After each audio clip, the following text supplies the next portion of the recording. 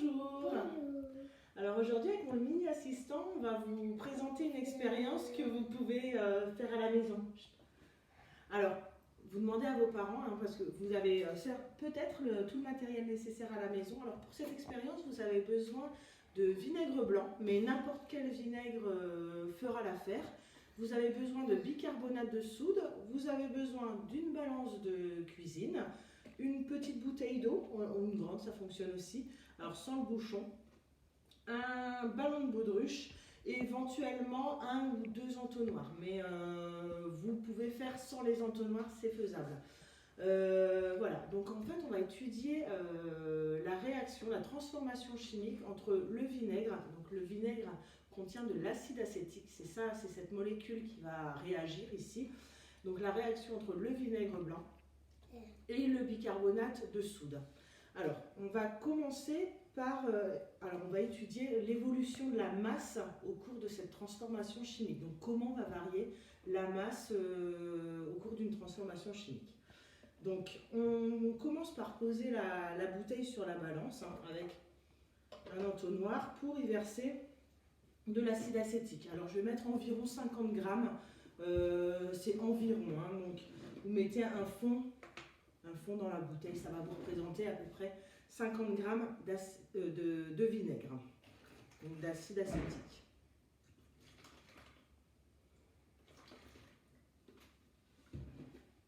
Donc voilà, ça nous donne ça dans le fond de notre bouteille.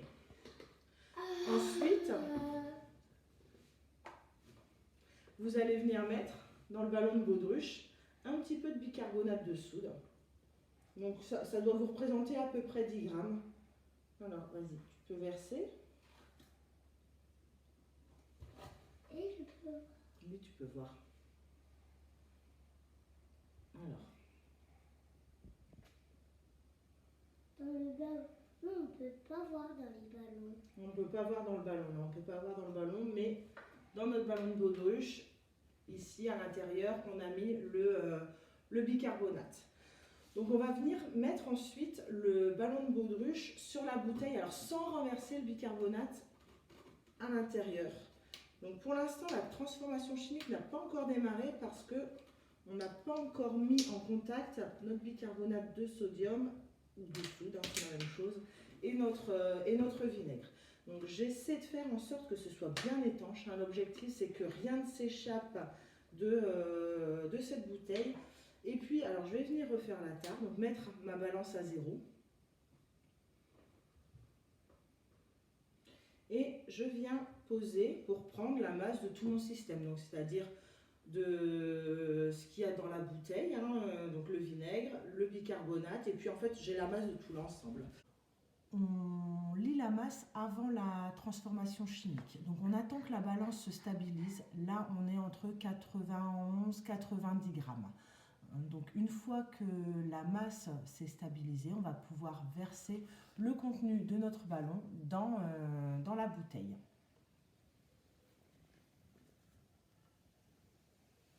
Pourquoi il se gonfle?